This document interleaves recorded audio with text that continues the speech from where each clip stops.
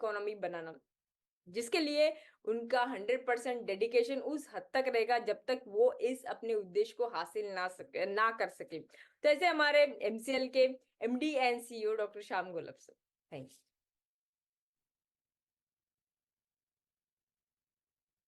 Thank you madam.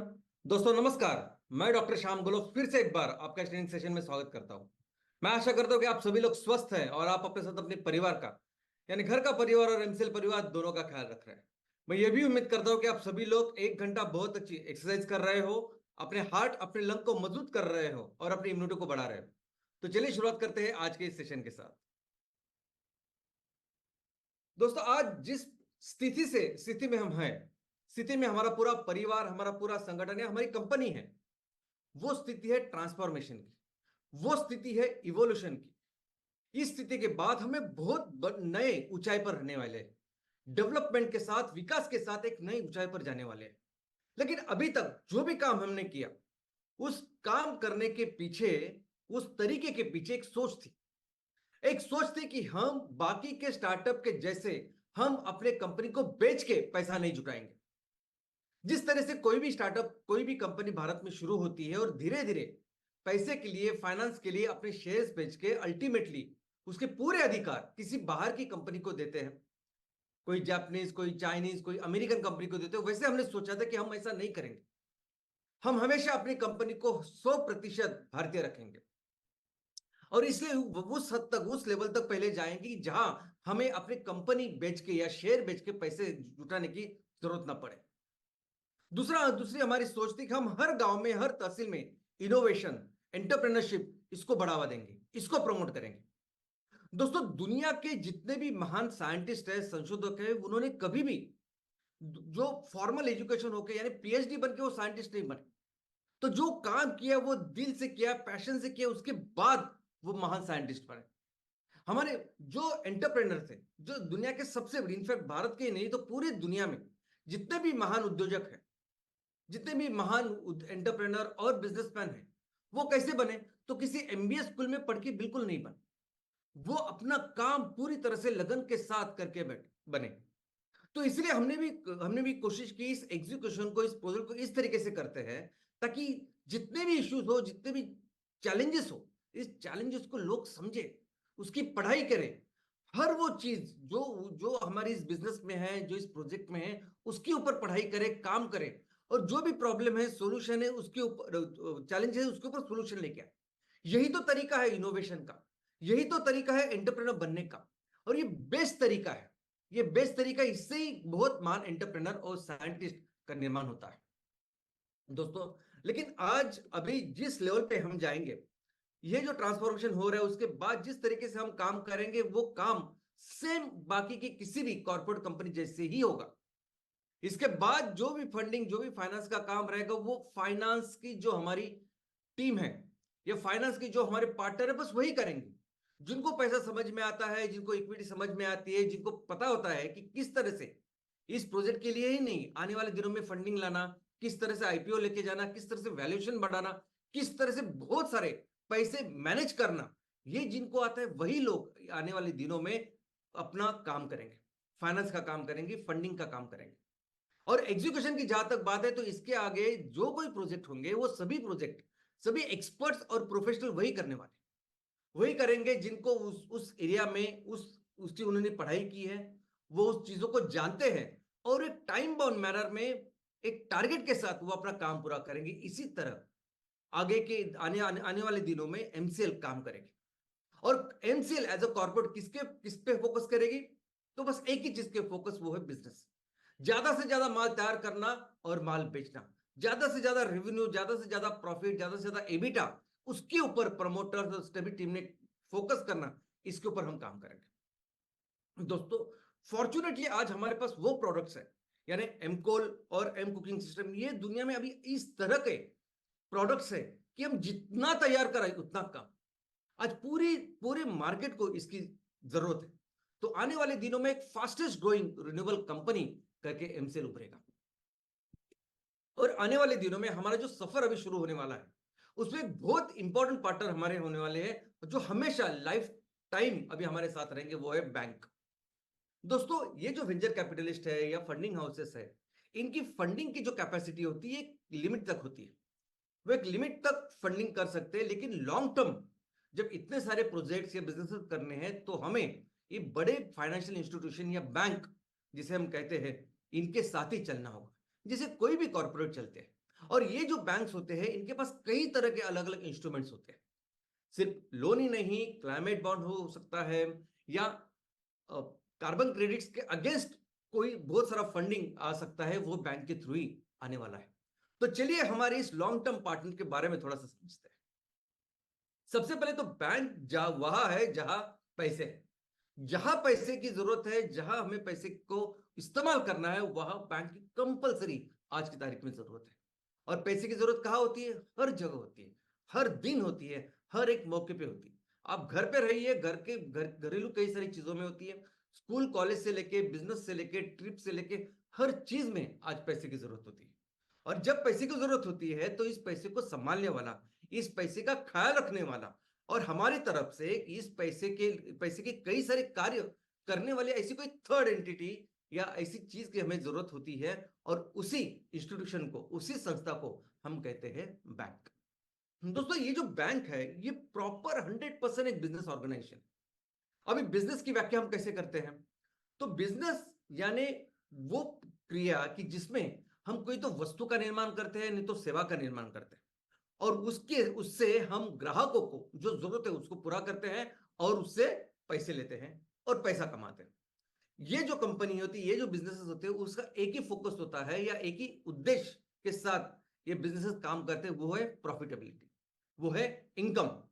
बस इसी principles के ऊपर चलने वाली बैंक भी ऐसी इंस्टीट्यूशन है। जितने भी बिजनेसेस है वो बेसिकली 3 अलग अलग सेक्टर्स में आते हैं: प्राइमरी सेक्टर, सेकेंडरी सेक्टर और टर्शियरी सेक्टर। प्राइमरी सेक्टर यानी क्या?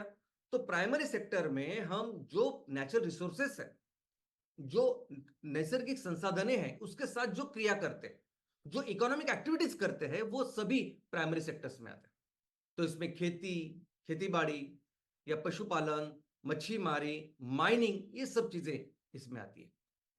सेकेंडरी सेक्टर को मैन्युफैक्चरिंग सेक्टर ऐसा भी कहा जाता है। इसमें जो प्राइमरी सेक्टर में जो रॉ मटेरियल तैयार होता है, उसके ऊपर प्रक्रिया करके विविध वस्तुओं का निर्माण किया जाता है। जैसे हमने खेती की, खेती में हमने रुई या कपास की पैदाश की, और उसके ऊपर अगर जो वस्त्र अगर हम लोग तैयार कर रहे हैं, तो वस्त्र का करने का जो काम है वो सेकेंडरी सेक्टर में या मैन्युफैक्चरिंग में आएगा।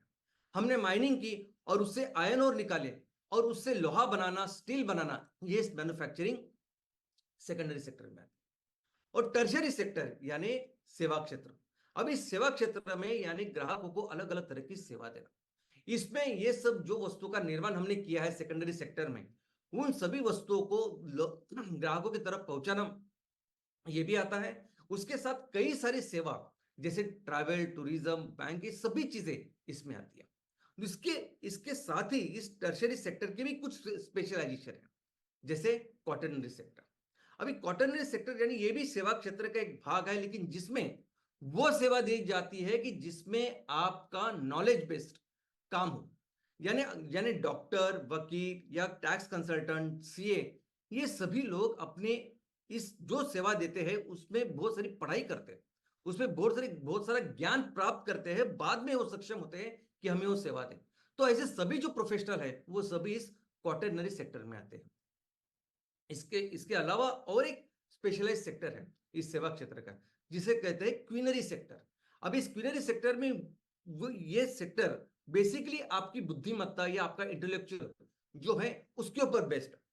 तो ऐसे ऑफिसर्स, ऐसे प्रोफेशनल जो बहुत बड़े लेवल पे बैठते हैं, जो पॉलिसी मेकिंग का या इंपॉर्टेंट डिसीजन मेकिंग का काम करते हैं, ये सभी प्रोफेशनल इसमें आते हैं, और इसलिए इसे गोल्ड कॉलर प्रोफेशनल्स भी कहते हैं।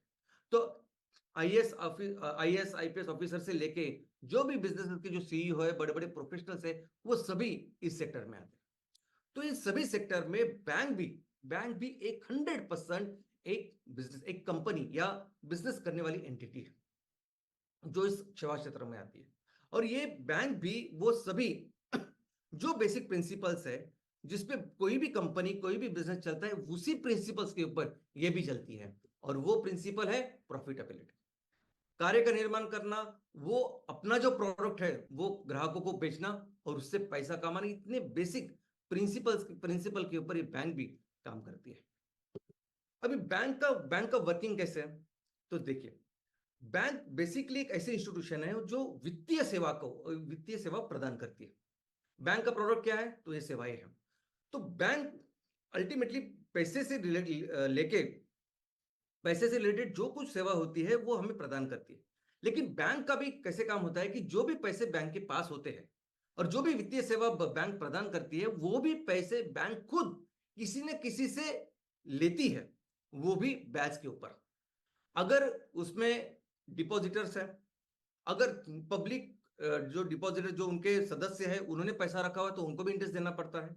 अगर कहीं दूसरे बैंक से लिया है, सरकार से लिया है, तो भी उसके ऊपर पैसा देना पड़ता है, इंटरेस्ट देना पड़ता है। तो इंटरेस्ट के ऊपर, इस ब्याज के ऊपर ये इंस्टीट्यूशन पैसे जमा करता है और उसी पैसे को फिर से जिनको जरूरत है उनको वो पैसे देती है, वो भी इंटरेस्ट के ऊपर, और इन दोनों के ज्यादा इंटरेस्ट के ऊपर, और दो इंटरेस्ट के बीच में जो फर्क है वो उसका प्रॉफिट है।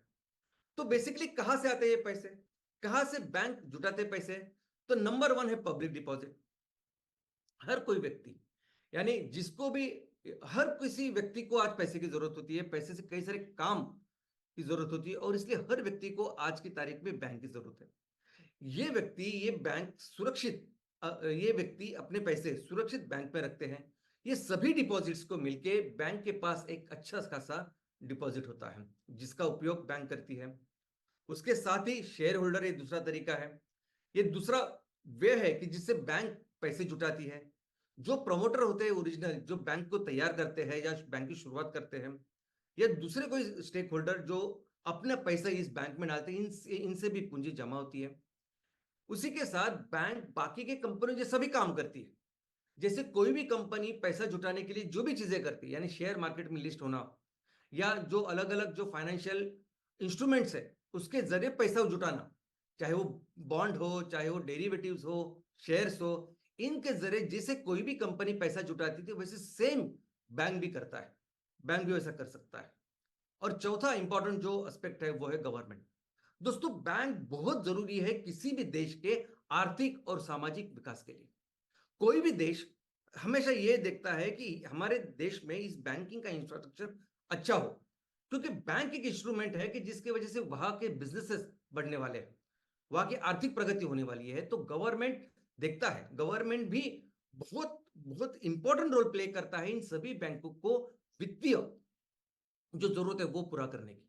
तो हमारे देश में भी जो सर्वोच्च बैंक है, जिसे reserve bank of India, RBI के नाम से हम जानते हैं, ये बेसिकली एक रीफाइनेंस, यानी पूरे बैंकिंग सिस्टम को वो रेगुलेट तो करती है, लेकिन ये रीफाइनेंस है, यानी सभी तरह के बैंकिंग को फाइनेंस प्रोवाइड करना, ये आरबीआई का काम है, जिसके थ्रू भी बैंक को पैसे मिलते हैं वित्तीय में। इसके साथ ही साथ एक सिर्फ कृषि और ग्रामीण विकास के लिए स्पेशल एक बैंक का निर्माण किया गया है जिसका नाम है नाबार्ड। वो भी राष्ट्रीय लेवल पे ऐसी बैंक है जिसका फोकस ऐसी होती है कि जो बैंक कृषि क्षेत्र में या ग्रामीण विकास के क्षेत्र में कोई भी वित्तीय सेवा देना चाहती है, उनको रीफाइनेंस करना। तो ये दोनों बैंक जो है वो रीफाइनेंस बैंक्स है जो इन सभी बैंकों को वित्त पुरवठा करती है, और ये सभी जो पैसे आते हैं वो गवर्नमेंट के थ्रू आते हैं। तो बेसिकली ये हुआ बैंक की किस तरह से बैंक पैसे जमा करती है। लेकिन इस बैंक की संकल्पना, इसकी शुरुआत कैसी हुई, इसका इवोल्यूशन कैसे हुआ, चलिए समझते हैं। सबसे पहले तो आज जैसे हमें लगता है कि हमारे जो पैसे हैं, हमारे जो वैल्यूएबल्स है, जो मूल्यवान चीजें हैं, वो हम सुरक्षित रखें, भरोसेमंद इंस्टीट्यूशन में रखें, और इसलिए हम बैंक में रखते हैं। लेकिन ये जरूरत मनुष्य को बहुत हजारों सालों पहले से ही इसकी शुरुआत हुई है। हमेशा एक तरीका, जैसे हम अपनी मूल्यवान चीजें पैसे रखते हैं, वो है तिजोरी। घर में तिजोरी में सब कुछ रखते हैं, लेकिन उससे भी बेहतर, उससे भी सेफ और भरोसेमंद ऐसी जगह होना, ये हमेशा मनुष्य को लगा, और उसी से फिर ये बैंक की संकल्पना की शुरुआत हुई। तो जब से मनुष्य है, जब से सिविलाइजेशन है, तब से वो कौन सी चीज है जिसपे मनुष्य सबसे ज्यादा भरोसा करता है, सबसे ज्यादा विश्वास मनुष्य का होता है, और वो है भगवान। भगवान ऐसी चीज होती है कि जिसपे अनादि कालों से मनुष्य हमेशा जिसपे सबसे ज्यादा भरोसा करता है, सबसे ज्यादा विश्वास करता है, और इसीलिए दुनिया में सबसे पहले बैंक या दुनिया में ऐसे इंस्टीट्यूशन जिन्होंने सबसे पहले बैंक का काम किया वो थे सभी रिलीजियस प्लेसेस।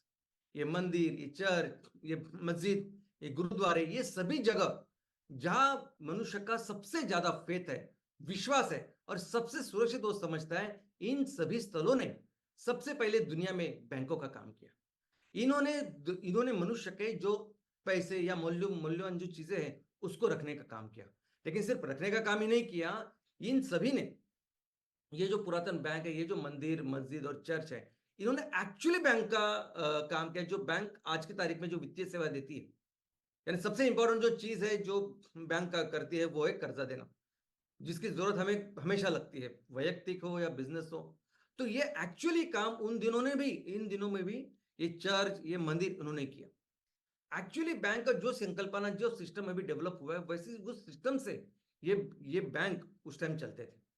इनफैक्ट उस टाइम जो बहुत पहले के टाइम जब पैसा नहीं था, जब चलन नहीं था और वस्तु विनिमय या बार्टर सिस्टम ही थी, यानी अगर आप बिजनेस कर रहे हो, अगर आप कुछ कमाई कर रहे हो तो उस आपकी कमाई जो है, आपकी वस्तु, उस वस्तु के साथ आप दूसरी वाले की वस्तु के साथ आप एक्सचेंज करते हो।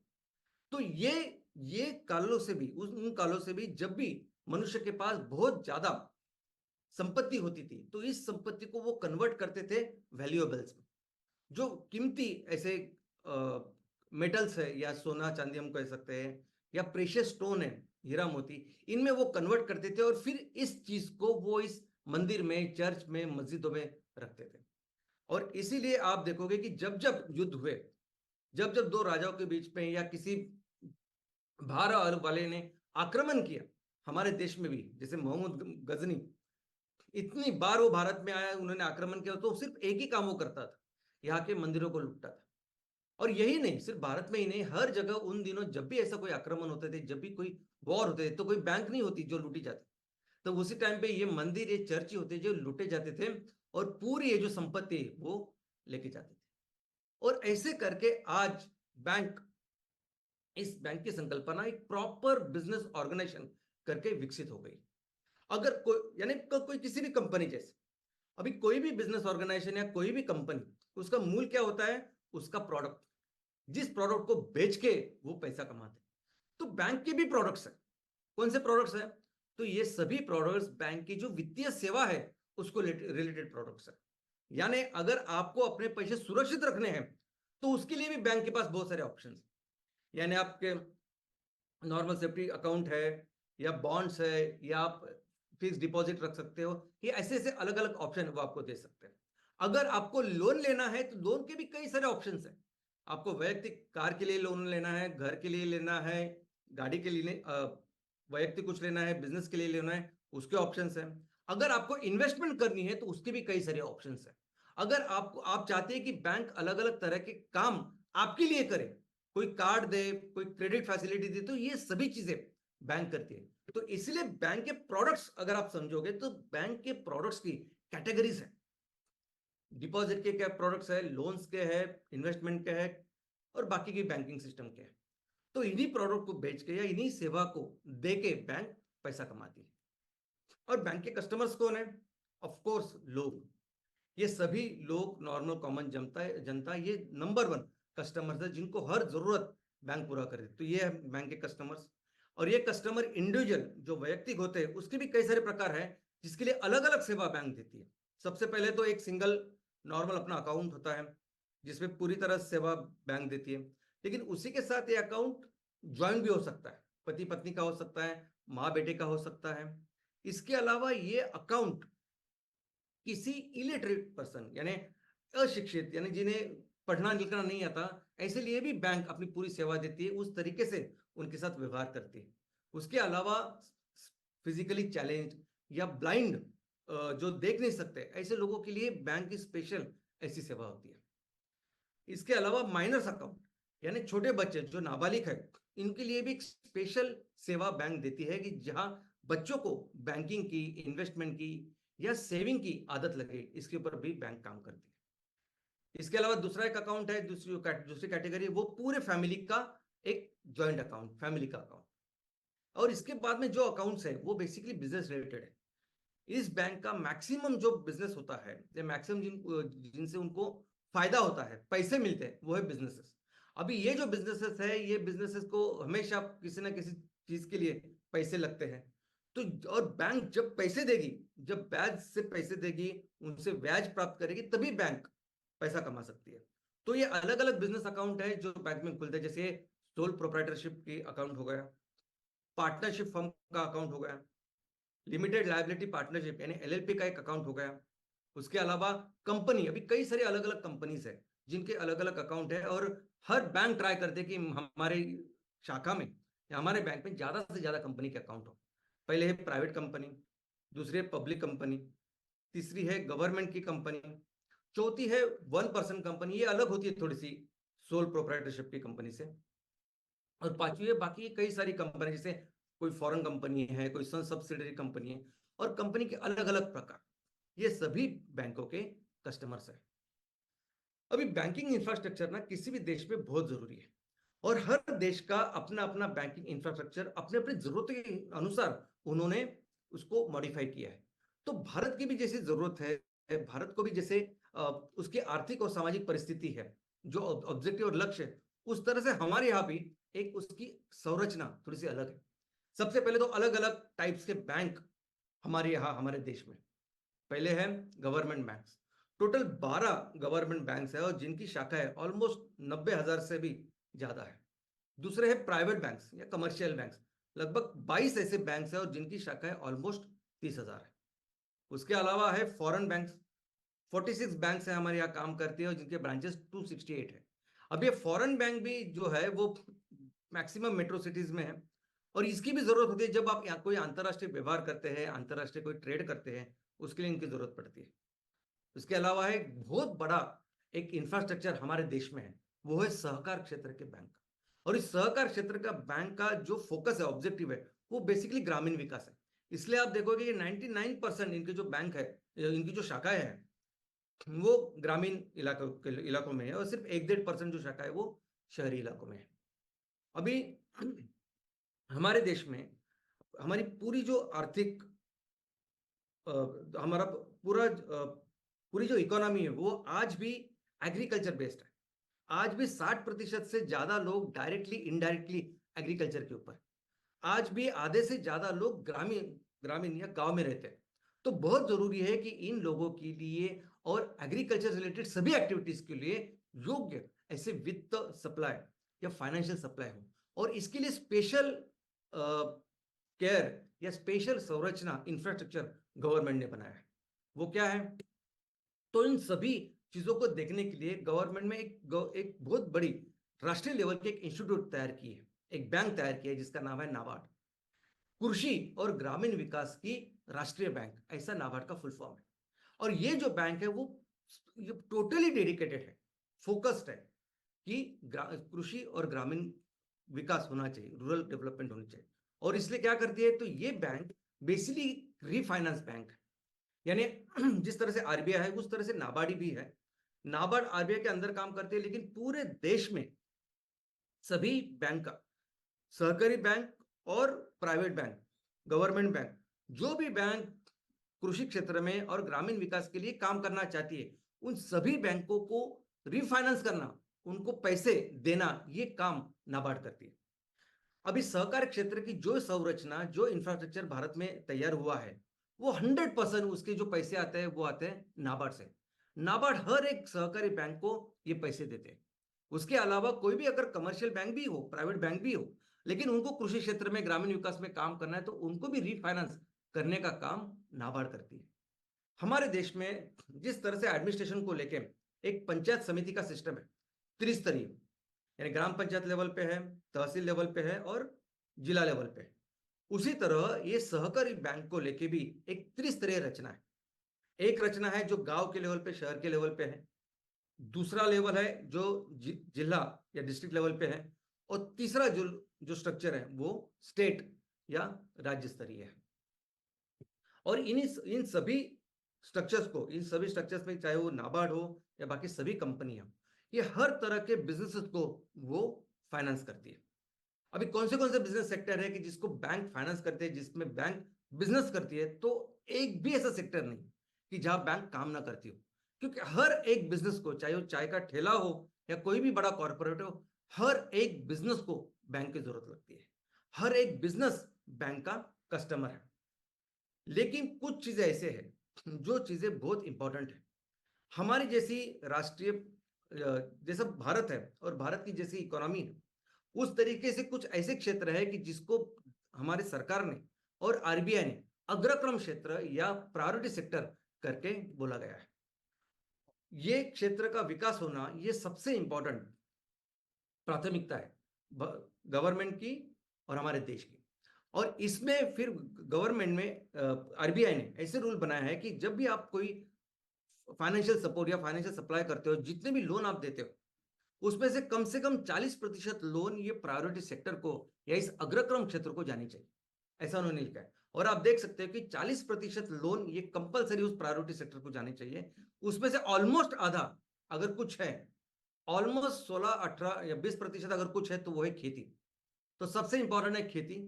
खेती को वो कंपलसरी जितने भी आप पैसे देते हो उसमें से 20% तक आप खेती को, कृषि को देना चाहिए। उसमें है लघु, सूक्ष्म और लघु उद्योग। उसमें है जो ग्रामीण लेवल के जो काम करते हैं, कुटीर उद्योग वगैरह, ये सब उद्योग, ये सभी ये प्रायोरिटी सेक्टर में। इसके अलावा एजुकेशन, अफोर्डेबल हाउसिंग, ये सभी इंपॉर्टेंट क्षेत्र है जो सभी अग्रक्रम क्षेत्रों को आते हैं। और ये अग्रक्रम क्षेत्रों को फंडिंग करना ये सबके लिए अनिवार्य है। चाहे आप सहकारी बैंक हो, सहकारी बैंक तो कंपलसरी करती है, लेकिन चाहे वो प्राइवेट हो, फॉरेन बैंक है, अगर आप इंडिया में बिजनेस कर रहे हो तो आपको कंपलसरी है इस प्रायोरिटी सेक्टर को लेंडिंग करना। और ऑफ कोर्स इनको छोड़ के जो बाकी के सेक्टर बचते हैं इनको कहते हैं हम नॉन प्रायोरिटी सेक्टर।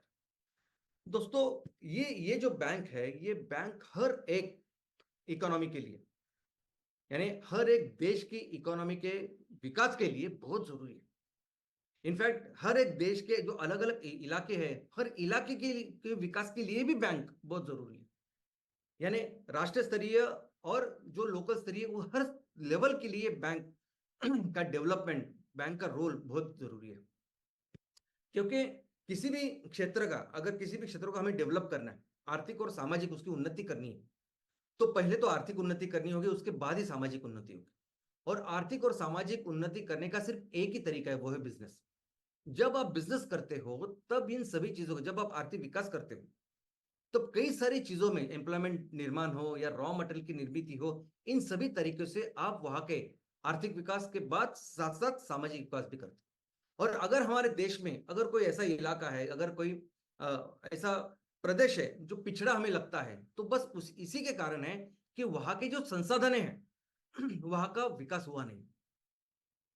संसाधन हमारे देश में पहले से, यानी प्राचीन मध्ययुगीन कालखंड से लेके हमेशा से थे, और इन सभी रिसोर्सेस का अच्छी तरह से उपयोग किया गया है, इसलिए हम हमेशा दुनिया की सबसे बड़ी इकोनॉमी थे।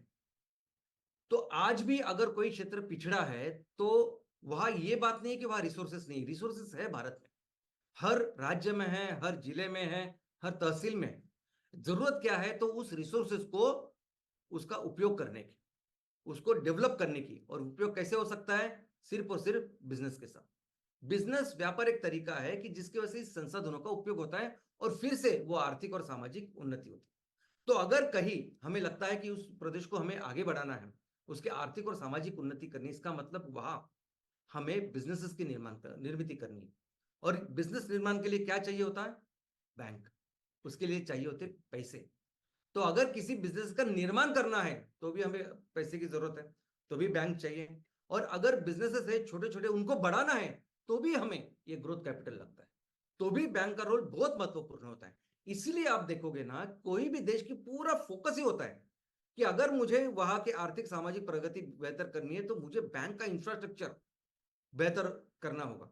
और इसलिए हमारा देश भी, अगर हमारे देश से लेके हर देश में अगर देखोगे तो गवर्नमेंट स्पेशली बहुत फोकस करके इन सभी बैंकों को वित्तीय पुरवठा करती है, उनको फाइनेंशियल सपोर्ट आरबीआई हो, नाबार्ड हो, उससे थ्रू करती है, ताकि इन सभी रीजन्स में ये बिजनेस को बढ़ावा मिले, वो आगे बढ़े। और ऐसे कई सारे एग्जांपल्स हैं जो जो इस बैंकों की वजह से बेहतर बने। अभी दुनिया में सबसे बेहतर, सबसे अच्छा इकोनॉमिक डेवलपमेंट का मॉडल अगर कोई है जिसके बारे में पूरी दुनिया में चर्चा होती है, पूरी दुनिया में पढ़ाया जाता है कि किस तरह से ये डेवलपमेंट हुआ, चाहे वो अमेरिका, जापान या किसी भी देश में जब पढ़ाया जाता है तो उनको पढ़ाया जाता है जापान के बारे में। जापान एक ऐसी इकोनॉमी थी, जापान एक ऐसा देश था, विश्व युद्ध 2 के बाद वो पूरी तरह से बर्बाद हुआ, कुछ भी नहीं था, ना किसी के पास पैसे थे, ना कुछ रिसोर्सेज बचे हुए थे। लेकिन सिर्फ 20 साल के अंदर ये जापान दुनिया की फास्टेस्ट ग्रोइंग इकोनॉमी बना। कैसे बना? तो जापान के जो अर्थमंत्री थे, बाद में वो जापान के प्रधानमंत्री बने, उन्होंने सभी बैंकों को कहा कि आप जितना चाहिए मैक्सिमम वित्त पुरवठा, maximum financial support, maximum loan दो। आपके एरिया में जो भी लोग बिजनेस करना चाहते हैं आप मैक्सिमम लोन दो। नेशन के लेवल पे, देश के लेवल पे उन्होंने अंतरराष्ट्रीय समुदाय से पैसा जुटाया और सभी उन्होंने बैंकों में पुश किया, बैंकों में दिया और कहा बैंकों को कि जो भी जिसको भी जरूरत हो पैसे की, कर्जों की, उनको दो, ज्यादा से ज्यादा दो, बिजनेस के लिए। तो ये बैंकिंग इंफ्रास्ट्रक्चर, बैंक के साथ उन्होंने जो काम किया, इसकी वजह से उनकी इकोनॉमिक ग्रोथ। तो बैंक का बहुत इंपॉर्टेंट रोल है इस जापान के रिकवरी में, जापान की ग्रोथ में। और इनफैक्ट ग्रोथ भी नहीं बोलती, इसे मिराकल कहते हैं, यानी जापान का आर्थिक चमत्कार। तो इस चमत्कार में सबसे महत्वपूर्ण अहम रोल अगर किसने किया होगा तो वो था बैंक। और सिर्फ जापान ही नहीं, हमारे देश की भी बात करते हैं ना, हमारे देश में भी अगर आप देखोगे तो हमारे देश में कई सारे आपको बिजनेसेस मॉडल दिखेंगे, कई सारे बिजनेसेस दिखेंगे जो बैंक की वजह से बेहतर बने। लेकिन पूरे देश की अगर आर्थिक सामाजिक भी बदल सकती है, ऐसा भी एग्जांपल आज हमारे सामने है जो बैंक की वजह से बेहतर हुआ, और वो एग्जांपल है व्हाइट रेवोल्यूशन, श्वेत क्रांति। दोस्तों, हमारा देश एक टाइम ऐसा देश था कि जो दूध के लिए दूध की पाउडर आयात करता था, इंपोर्ट करता था। यानी हमारे यहाँ जितना पॉपुलेशन था, जितने लोग थे, उनके लिए दूध उतना हम लोग नहीं बनाते थे, बाहर से दूध की पाउडर हम इंपोर्ट करते थे। तो इनिशियली यूरोपियन यूनियन ने, यूरोप ने हमें वही दूध की पाउडर दी, लोनी दिया, और वो देके कहा कि आप इसको बेचो, जो भी पैसे मिलेंगे वो पैसे अपने पास रखो और फिर इसका उपयोग आप बिजनेस में करो। और इसी पैसे से लेके फिर हमने उस दूध के ऊपर प्रक्रिया केंद्र की शुरुआत की। उसके बाद फेज 2 में वर्ल्ड बैंक ने हमें लोन दिया 277 करोड़ रुपीस, जिसके साथ फिर से हमने और बेहतर प्रक्रिया केंद्र, दूध के ऊपर जो काम करने वाली प्रक्रिया केंद्र हर जिले में शुरुआत करने की पहल की। उसके बाद फेज 3 में वर्ल्ड बैंक ने फिर से हमें लोन दिया 360 मिलियन यूएसडी का। और ये जो लोन था, ये जो वर्ल्ड बैंक ने दिया, जो सपोर्ट था, इसी वित्त के वजह से, इसी फाइनेंशियल सपोर्ट की वजह से हम व्हाइट रेवोल्यूशन कर पाए। और फिर हम उस लेवल तक जा पहुंचे कि आज दुनिया के सबसे ज्यादा दूध निर्माता हमारा देश, जो इस श्वेत क्रांति से मुमकिन हुआ। आज दुनिया में सबसे ज्यादा दूध हम बनाते हैं, और ना कि सिर्फ हम अपनी दूध की जरूरत पूरा करते हैं, हम बाहर निर्यात भी करते हैं। तो दोस्तों, ये तो था बहुत बड़ी अमाउंट। कैसे बहुत बड़ी अमाउंट पूरे देश को बदल सकती है, पूरे देश का आर्थिक सामाजिक उन्नति कर सकती है, ऐसे अमूल का एग्जांपल हमने देखा। लेकिन ये जो बैंक है, इसके छोटे छोटे कर्जों से भी बहुत फर्क हो सकता है, और फर्क सिर्फ छोटे से लेवल पे नहीं, पूरे देश के लेवल पे हो सकता है। और इसका बहुत ही बेहतरीन एग्जांपल हमारे सामने है बांग्लादेश में। बांग्लादेश में एक पर्सन है जिनका नाम है मोहम्मद यूनिस। ये भी इकोनॉमी के पहले प्रोफेसर थे, और इन्होंने जो कार्य किया छोटे छोटे फाइनेंस को लेकर, इन्होंने एक बैंक की शुरुआत की। बैंक कौन सी? माइक्रो फाइनेंस वाले बैंक, छोटे छोटे पैसे, 2000, 5000, 10,000, ऐसा आज समझ सकते हैं। ऐसे पैसे जिनके लिए कोई कोई कोलेटरल नहीं, कोई आपको कुछ रखना नहीं है, सिर्फ ट्रस्ट के ऊपर, सिर्फ भरोसे के ऊपर उन्होंने पैसे देने की शुरुआत की। लेकिन छोटे छोटे लोगों के ये जो पैसे, छोटी छोटी क्वांटिटी थी, लेकिन लोगों में इतना बदल हुआ, लोगों में इतना बड़ा ट्रांसफॉर्मेशन हुआ, और उनका जो कोई एनपीए नहीं था, किसी ने कर्जा डुबाया नहीं। इनफैक्ट बहुत जितना एक्सपेक्टेड था उससे, उसके पहले लोगों ने पैसा दिया। लेकिन इसके वजह से जो इकोनॉमिक, जो आर्थिक और सामाजिक उन्नति हुई उस देश की, जिसके वजह से इनको 2006 में नोबेल पुरस्कार मिला। और कई सारे ऐसे एग्जाम्पल क्रिएट हुए, यानी स्पेशली महिलाओं को लेके या महिलाओं बचत गट को लेके जो काम इस बैंक ने किया, उसकी वजह से पूरे ट्रांसफॉर्मेशन बहुत बड़े समुदाय में।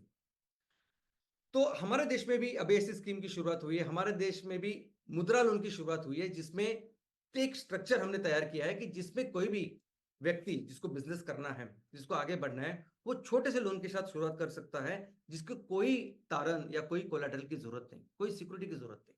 और धीरे धीरे करके यानी शिशु से लेके फिर वो किशोर बन सकता है, फिर वो तरुण बन सकता है। यानी शिशु के लेवल पे पहले आप 50,000 तक लोन ले सकते हो, जिसे कोई कोलेटरल की जरूरत नहीं। वो चुकाने के बाद फिर आप 5 लाख तक लोन ले सकते हो, जिसे किशोर कहते हैं। और बाद में तरुण यानी 10 लाख तक आप जा सकते हो। तो बेसिकली ये भी वैसे ही सेम आज जो अपॉर्चुनिटी है वो हमारे देश में भी है। हमारे देश में भी ये स्कीम है कि जिसमें 50,000 तक अगर आपको कोई भी बिजनेस करना है तो आपको बैंक को कोई सिक्योरिटी या कोलेटरल देने की जरूरत नहीं होती, ये पैसे आपको मिलते हैं। लेकिन इस बैंकिंग सिस्टम में आज हमारे देश में कुछ चैलेंजेस है। क्या चैलेंजेस है? तो सबसे बड़ा जो चैलेंज है वो है नॉन परफॉर्मिंग असेट्स, यानी वो कर्ज वो जो डूब जाते हैं। अभी कर्जा ही अगर डूब गया, अभी जैसे मैंने कहा कि ये सभी बैंक जो कर्जा देते हैं उस कर्जे के ऊपर जो उनको इंटरेस्ट मिलता है उसके ऊपर चलते हैं, वो उनका प्रॉफिट होता है। अभी ये जो पैसा वो लाते हैं कर्जा देने के लिए, वो भी उन्होंने कहीं से तो लिया होता है, उसके ऊपर भी उनको इंटरेस्ट देना होता है। तो अगर इंटरेस्ट से लाया हुआ पैसा अगर आपने इन लोगों को दिया और उन्होंने अगर पैसे वापस ही नहीं किया तो बैंक कर ही नहीं सकते कुछ। और इसको कहते हैं नॉन परफॉर्मिंग असेट या डूबने वाले कर्ज, इतना सिंपल बोल सकते हैं हम लोग। तो ये एक बहुत बड़ा इशू आज हमारे देश में है। इनफैक्ट 2018 में जो पिक था उससे अभी ये थोड़ा सा कम कम होता जा रहा है और अभी ये एनपीए कम हो रहा है। लेकिन फिर भी अगर आप देखोगे तो ग्लोबल लेवल पे जितना एनपीए का ऑन एन एवरेज है उसका उससे हमारा थोड़ा सा एनपीए ज्यादा है। हमारा जो एनपीए का परसेंटेज है वो 5.9 है, आइडियली वो 2-2.5 इतना होना चाहिए, तो ये ज्यादा है, लेकिन अभी ये कम हो रहा है। और इसमें सबसे ज्यादा जो एनपीए होते हैं वो बेसिकली सहकारी बैंक के हो रहे हैं। जो सभी राज्य सहकारी बैंक है या जिला सहकारी बैंक, इनमें आप देखोगे तो हाईएस्ट एनपीए इस सहकारी बैंकों में। यानी ये बैंक जो बनाए, ये पूरा स्ट्रक्चर जो है राज्य सहकारी, जिला सहकारी और उसके नीचे जो भी स्ट्रक्चर है, ये सभी किसके लिए बनाया हुआ है? तो खेती के लिए बना है। और छोटे छोटे जो सूक्ष्म और लघु उद्योग है उनके लिए बनाया है, ग्रामीण विकास के लिए बना है। अभी इसके जो भी पैसा डाल रहे हैं, जो भी हम लोग जो भी वो कर्जा दे रहे हैं, अगर उसमें एनपीए ज्यादा हो रहा है तो उसका कहीं ना कहीं असर फिर से उस इन्वेस्टमेंट पे भी हो रहा है। अर्बन कोऑपरेटिव बैंक यानी शहरी के जो सहकारी बैंक है उसके उसके भी एनपीए 11% से ज्यादा है। उसके अलावा कुछ गवर्नमेंट के बैंक है वहां एनपीएस है। प्राइवेट बैंक में कुछ फ्रॉड्स है कि जिसकी वजह से एनपीए होते हैं। तो ये एनपीए जो है यानी ऐसे कर्ज जो कर्ज डूब रहे हैं या वो वापस नहीं आते, ये बहुत बड़ा इशू आज हमारे देश में। तो एक क्रेडिबिलिटी का कहीं ना कहीं इशू आज इस यानी सहकारी क्षेत्र में, ग्रामीण विकास और कृषि के क्षेत्र में है और कुछ बैंकों में। दूसरी ऐसी बात है ना कि इसकी वजह से बैंकों का जो इंक्लूजन है, यानी हमने देखा कि हर क्षेत्र को जरूरत है बैंक की। बैंक के बिना वह आर्थिक और सामाजिक विकास पॉसिबल नहीं, मुमकिन नहीं। तो जरूरत यह है कि हमारे देश में हर जगह बैंक का यूनिफॉर्म विकास हो। लेकिन हमारा ये बैंक का इंक्लूजन है या बैंक का जो स्प्रेड है वो कहीं ना कहीं अनइक्वल है। आप देखोगे कि ऑन एन एवरेज आप देख ऐसी ऐसे नंबर्स है कि इतने सारे पॉपुलेशन के पीछे एक बैंक, लेकिन ये सब ये अनइक्वल इसलिए है क्योंकि शहरों में उसमें भी जो बड़े सिटीज है या मेट्रो सिटीज है उसमें बहुत ज्यादा बैंक्स है, बहुत ज्यादा बैंक करते हैं। और ऐसे प्रदेश जहां बैंक होने चाहिए वहां बहुत कम है। उसका कारण यह है कि बैंक कहीं ना कहीं जब भी बैंक कोई शाखा शुरू करनी हो या बैंक को अपने ब्रांच जहां जरूरत ऐसे शुरुआत करनी हो तो वहां उनको पैसे लगते हैं, वहां उनको रेंट भरना पड़ता है, इतने सारे लोग जो बैंक में काम करते हैं उनकी सैलरी देनी पड़ती है। तो बैंक पहले ये देखती है कि अगर मैं यहाँ शाखा या मेरी ब्रांच शुरू करूं तो उस शाखा में वो सस्टेनेबल हो, यानी मैं कम से कम इतने पैसे कमाऊं कि वो मेरा बैंक वो पूरा चलता रहे। और जब भी वो ऐसे ग्रामीण या किसी इलाके में जाने की कोशिश करते तो उनको वो फिजिबिलिटी नजर नहीं आती।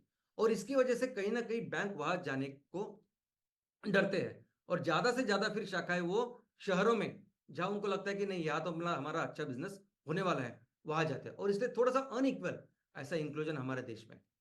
इसके अलावा 40% लोन किसे देने हैं? तो अग्रक्रम क्षेत्र को देने हैं। 40% सॉरी हाँ 40% लोन प्राइवेट सेक्टर को देने हैं। अब ये 40% लोन देना ये कंपलसरी है, आरबीआई से है, नाबार्ड से है, गवर्नमेंट से है और उनसे उनको फाइनेंस भी होता है। लेकिन क्या होता है कि उस सेक्टर में जब उनको लोन देना होता है तब उनका एनपीए जो हमने देखा वो ज्यादा है। तो कहीं ना कहीं कुछ बैंक क्या करती है कि वो जो लोन है उसका डाइवर्जन करते हैं, यानी जो नॉन प्रायोरिटी सेक्टर है उसको भी प्रायोरिटी सेक्टर दिखा रहे हैं और उसमें अपना लोन या पैसा दे रहे हैं। ये तीसरा।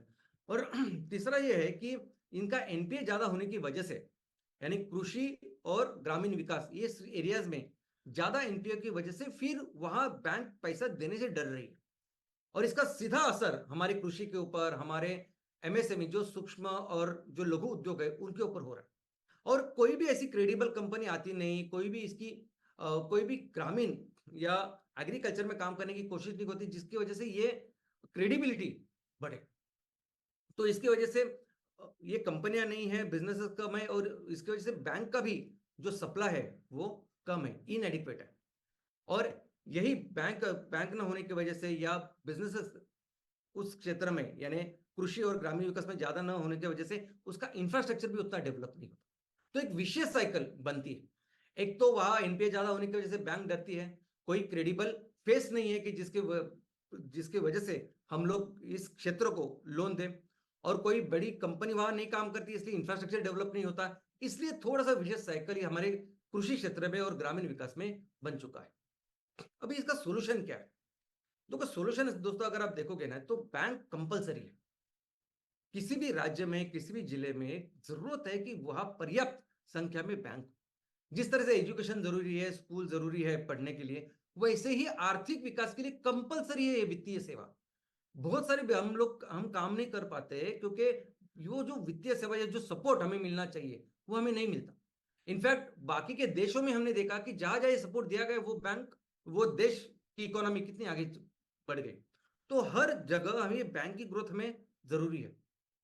लेकिन सबसे बड़ा प्रॉब्लम क्या है बैंक का? क्यों नहीं जाती बैंक? तो बैंक को भी प्रायोरिटी सेक्टर है, बैंक को भी जाना है, बैंक को भी लोन देना है, उसके ऊपर ही बैंक, वही तो बैंक का बिजनेस है। लेकिन प्रॉब्लम आज है बैंक का वो है क्रेडिबिलिटी। कौन रिस्पॉन्सिबिलिटी ले? यानी वहां अगर हम ग्रामीण क्षेत्र में गए, वहां कृषि क्षेत्र को लेके या ग्रामीण विकास के लिए या सूक्ष्म और लघु उद्योगों के लिए अगर हम कर्ज देना चाहते हैं, अगर हम वित्तीय जो सेवाएं यानी कर्ज से लेके लोन से लेके सभी कुछ ऑल इंक्लूसिव अगर हम लोग सर्विसेज देना चाहते हैं तो कौन जिम्मेदारी लेगा जो हमारी इस कर्जों को डुबाएगा नहीं? और यही प्रॉब्लम है ना कि वो बैंक उस तरह से कंट्रीब्यूशन नहीं कर। लेकिन अगर बैंकों ने ठानी, बैंकों की वजह से इन दोनों क्षेत्र में यानी कृषि क्षेत्र में और ग्रामीण विकास के में एक बहुत बड़ा एक कंट्रीब्यूशन हो सकता है, एक बहुत बड़ा आर्थिक और सामाजिक विकास हमारे देश का, उन प्रदेशों का हो सकता है। और इसी में आने वाले दिनों में बहुत महत्वपूर्ण भूमिका होगी एमसीएल की।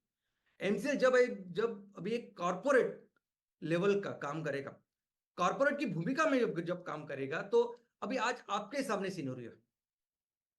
बैंक किसको पैसा देती है? जिनकी क्रेडिबिलिटी एस्टैब्लिश हो।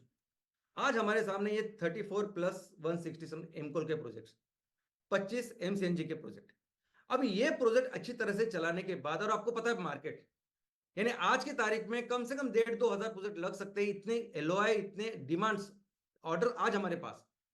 तो ऐसी कंपनी जो एक बार ये प्रोजेक्ट होने के बाद ये सभी फाइनेंशियल्स जब हमारे बैलेंस शीट में आएंगे, ये सभी चीजें जब दिखेगी बैंक को, तो बैंक तो मोर देन रेडी है ये सब काम, ये सब हमें पैसा देने के लिए।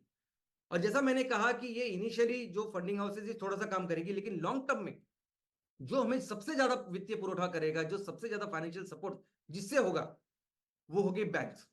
ये बैंक का जो लोन है वो मच बेटर और बहुत कम इंटरेस्ट पे हमें मिलने वाला है, क्योंकि क्लाइमेट बॉन्ड और कई सारे ऐसे इंस्ट्रूमेंट्स है वो जो आने वाले। तो एक बार ये क्रेडिबिलिटी होने के बाद, और जिस शो में अभी हम जा रहे हैं, ये जो ट्रांसफॉर्मेशन से जो हम गुजर रहे हैं, उसके बाद फिर हम लोग उस लेवल पे जाने वाले हैं कि जहां बैंक के लिए सबसे बेहतर क्लाइंट हम होने वाले हैं।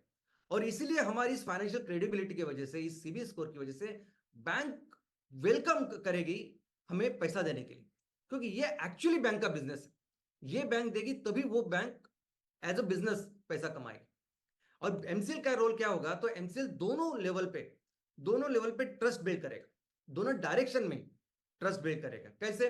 तो सबसे पहले बैंक को जब कृषि क्षेत्र में या सामाजिक या ग्रामीण विकास के लिए पैसे देने, और ऐसा समझे कि बहुत सारे किसान हैं या बहुत सारे छोटे छोटे उद्योजक हैं, बैंक किसको पैसा देगी? तो बैंक एमसीएल को पैसा देगी, राइट? तो एमसीएल के अगर थ्रू ये हो रहा है, अगर एमसेल जैसे अच्छे कस्टमर उनको मिल रहे हैं, कॉर्पोरेट कस्टमर मिल रहे हैं, तो बैंक बहुत खुश होकर ये पैसा देगी, क्योंकि बैंक के सर्वाइवल के लिए, सस्टेनेबिलिटी के लिए ये जरूरी है।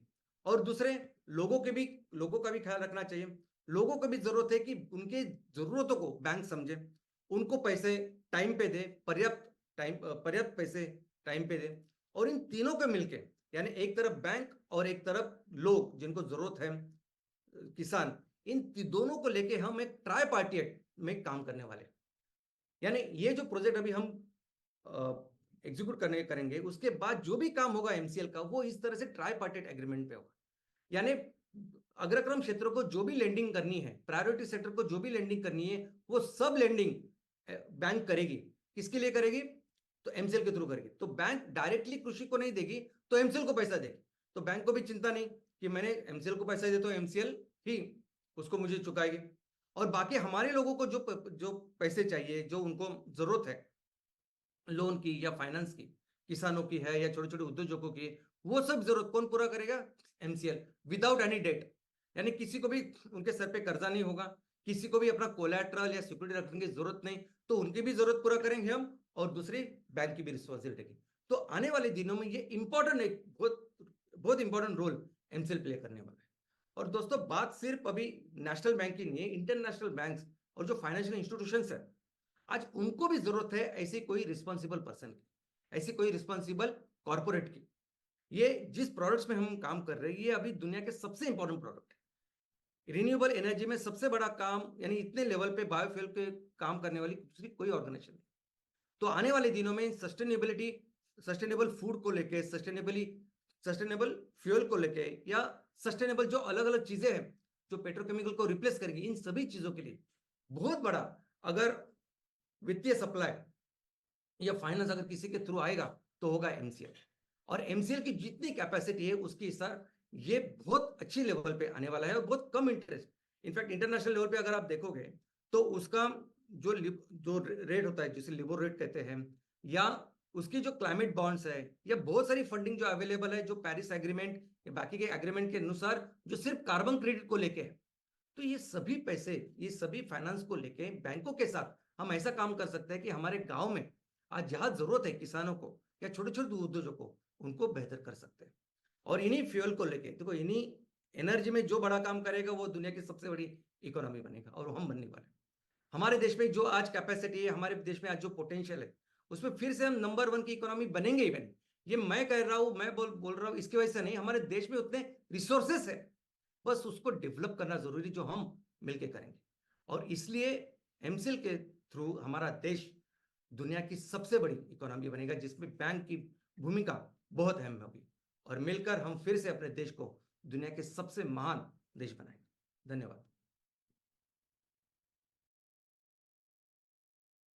भारतीय बैंकिंग प्रणाली का इतना विस्तृत लेखा जोखा इतने कम समय में अगर किसी ने बताया होगा, तो वो आज के डॉक्टर शाम से ने बताया था।